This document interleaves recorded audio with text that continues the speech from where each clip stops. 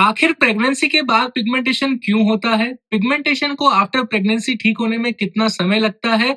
ये सारे डाउट्स आपके मन में चल रहे होंगे, तो आज की वीडियो में आपको इन सभी के जवाब मिलने वाले हैं। साथ ही साथ कुछ मिथ्स को भी बस्ट करेंगे, जैसे पिगमेंटेशन क्या परमानेंट रहेगी, ये कभी जाएगी नहीं? दूसरा, क्या नींबू लगाने से पिगमेंटेशन चला जाएगा? क्या फेयरनेस क्रीम्स लगाने से पिगमेंटेशन चला जाएगा? बहुत सारे लोग स्टेरॉइड क्रीम्स का इस्तेमाल करते हैं कि पिगमेंटेशन चला जाएगा, लेकिन होता ठीक उल्टा है, पिगमेंटेशन और ज्यादा वर्स हो जाता है। बहुत सारे लोगों को ऐसा भी लगता है कि हम होम रेमेडीज लगाकर ही हमारे पिगमेंटेशन को दूर कर सकते हैं। तो ये सारी चीजों के बारे में आज की वीडियो में हम डिस्कस करने वाले हैं। अगर यूट्यूब पे पहली बार देख रहे हो तो चैनल को जरूर सब्सक्राइब कर लीजिएगा, बिकॉज इस तरह का सिंप्लीफाइड तरीके से जो मैं आपको चीजें बताता हूँ, ये पूरी यूट्यूब पे आपको कोई नहीं बताएगा।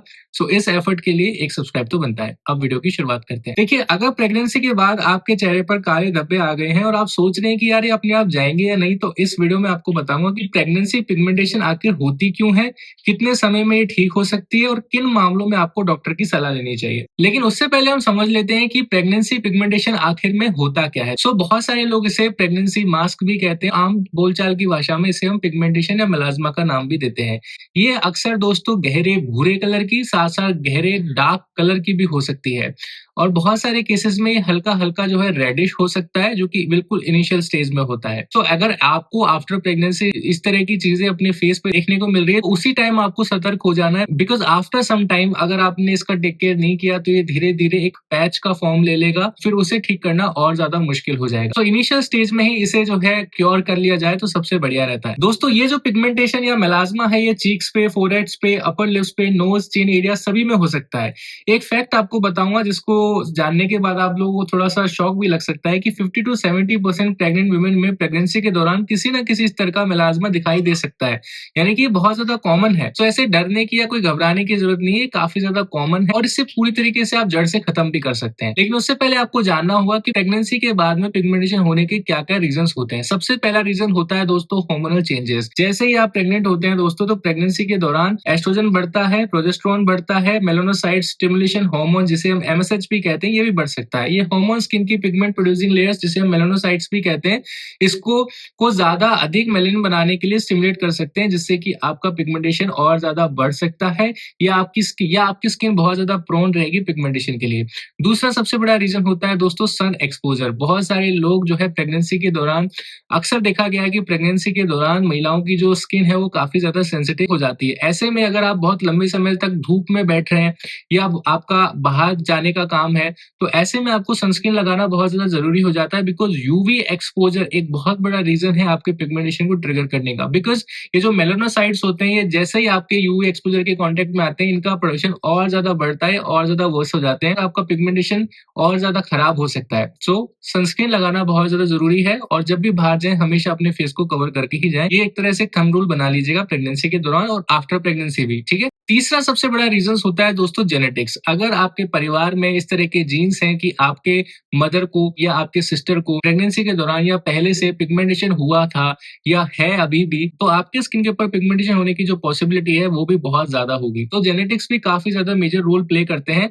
अगर आपके मदर को था, अगर आपके सिस्टर को था, तो आप भी इससे बचेंगे नहीं, आपको भी हो सकता है। तो आपको इसके लिए प्रिवेंटिव मेजर्स स्टार्टिंग से ही लेने की जरूरत है, अदरवाइज आप बाद में सिर्फ रिग्रेट करोगे। दोस्तों, मेलाज्मा का एक और बहुत बड़ा रीजन है जो कि स्पेशली इंडियन फीमेल्स में देखा गया है, और वो है फिट्जपैट्रिक स्किन टाइप 3 to 5, जो भारतीयों में काफी ज्यादा आम है। इनमें मेलाज्मा अधिक देखने को मिलता है क्योंकि इनकी त्वचा मेलानिन अधिक बनाती है। तो ये तो कुछ रीजंस हो गए दोस्तों कि पिगमेंटेशन क्यों हो सकता है आफ्टर प्रेगनेंसी। अब बात कर लेते हैं कि पिगमेंटेशन कितने टाइम में ठीक होगा, और अगर आप कुछ भी प्रिवेंटिव मेजर्स नहीं ले रहे हैं तो क्या ये अपने आप ठीक हो जाएगा, इसके बारे में भी जान लेते हैं।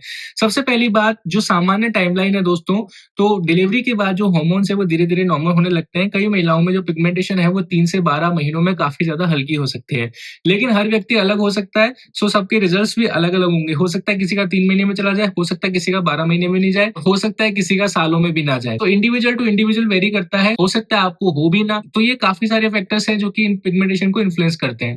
अगर आपका पिगमेंटेशन 1 साल से ज्यादा पुराना है तो आपको डेफिनेटली ट्रीटमेंट लेने की जरूरत है, और अगर आप पिगमेंटेशन से सफर कर रहे हो, सालों पुराना आपका पिगमेंटेशन है, आपको ट्रीटमेंट चाहिए, तो स्क्रीन पे यहाँ पर मेरा नंबर दिया होगा, ये मेरा व्हाट्सएप नंबर है। मेरा व्हाट्सएप नंबर है 7230970779। इसके ऊपर कॉन्टेक्ट करके आप मुझसे पिगमेंटेशन का ट्रीटमेंट ले सकते हैं। जो ट्रीटमेंट ड्यूरेशन होता है वो 3 से 4 महीने का होता है। जो फीस है इस प्लान की दोस्तों 1000 रुपीज रहती है। तो इसमें आपको 50% diet plus 50% skin care products and कुछ सप्लीमेंट्स बताए जाते हैं जो कि आपको मदद करेंगे आपके पिगमेंटेशन को जड़ से खत्म करने का। ठीक है, अगर आप इसके बारे में ज्यादा जानना चाहते हैं तो व्हाट्सएप पे मुझे कॉन्टेक्ट कर सकते हैं, मैं आपको डेफिनेटली गाइड करूंगा। सो बहुत सारे लोग ये भी जानना चाहते हैं कि सर अगर हम कुछ भी नहीं लगा रहे हैं तो क्या ये अपने आप चली जाएगी? तो इसका जवाब है हाँ भी और ना भी। देखिए, आंशिक रूप से ये चली जाती है। बहुत सारे केसेस में ऐसा देखा गया है कि परमानेंटली नहीं जाता है। तो परमानेंटली अगर आपको फिक्स करना है तो उसके लिए आपको डाइट पे ध्यान देना पड़ेगा और आपको उसके लिए एक प्रॉपर ट्रीटमेंट लेना होगा। लेकिन यहाँ पर मैं आपको कुछ टिप्स देना चाहता हूँ जिससे कि आपकी जो रिकवरी है वो बहुत ज्यादा फास्ट होगी। कैसे होगी वो? तो आपको कुछ प्रोडक्ट्स इस्तेमाल करने हैं। वो प्रोडक्ट्स कौन कौन से हो सकते हैं? तो आपको मॉर्निंग में gentle cleanser, moisturiser, broad spectrum sunscreen जिसमें SPF 50 हो मिनिमम, उसको लगाना है। और अगर आप वर्किंग है तो हर 2 से 3 घंटे में आपको आपका सनस्क्रीन वापस से रीअप्लाई करना जरूरी हो जाता है। तो ये बात तो होगी मॉर्निंग स्किन केयर रूटीन की।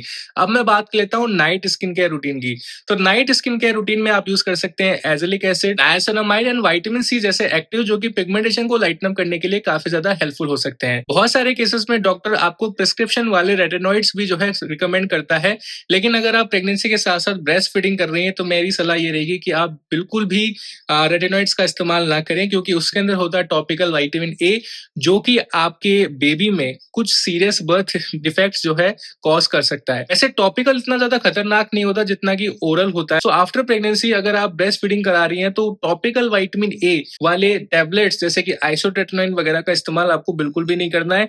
ये आपके बेबी के लिए बिल्कुल भी अच्छे नहीं होंगे। ठीक है, लेकिन हाँ, अगर आप टॉपिकल में यूज करना चाहते हैं तो you can definitely use it, लेकिन उसको भी आपको एक डॉक्टर की सलाह से ही यूज करना है, अदरवाइज आपको साइड इफेक्ट्स हो सकते हैं। दोस्तों, आप बात कर लेते हैं ऐसे कौन से क्रीम्स हैं जो कि आपको प्रेगनेंसी के दौरान या पोस्ट प्रेगनेंसी जब आप ब्रेस्ट फीडिंग करा रही हैं तो आपको अवॉइड करनी चाहिए। सबसे पहले आती है दोस्तों prescription based high strength retinols. दूसरे नंबर पे आती है दोस्तों hydroquinone and mometasone based creams. ये स्टेरॉइड क्रीम्स होती है जिन्हें आपको बिल्कुल भी इस्तेमाल नहीं करना चाहिए। जब मैं बात करता हूँ prescription based high strength retinols की तो यहाँ पर मैं बात नहीं कर रहा 1% 2% रेटिनॉल सीरम्स की या क्रीम्स की जो कि नाइट रूटीन में आप यूज करते हैं। ये नॉर्मल है, आप इन्हें यूज कर सकते हो, कोई दिक्कत नहीं है। मैं बात कर रहा हूँ 5% 6% केमिकल पील्स, इन सबको आपको अवॉइड करना चाहिए। ठीक है, प्रेगनेंसी के दौरान और पोस्ट प्रेगनेंसी भी अगर आप एक लैक्टेटिंग मदर हैं। ठीक है, हाइड्रोक्विनोन मोमेटासोन का जो कॉम्बिनेशन है दोस्तों ये स्टेरॉइड है, इसे आपको भूल कर भी इस्तेमाल नहीं करना। ये आपको प्रॉब्लम कॉज कर सकता है और आपके आने वाले बेबी में सीरियस बर्थ डिफेक्ट्स भी दे सकता है। और आइसोट्रेटिनोइन तो भूल के भी आपको इस्तेमाल नहीं करना प्रेग्नेंट होने से 6 महीने पहले तक और 6 महीने बाद तक भी। ठीक है,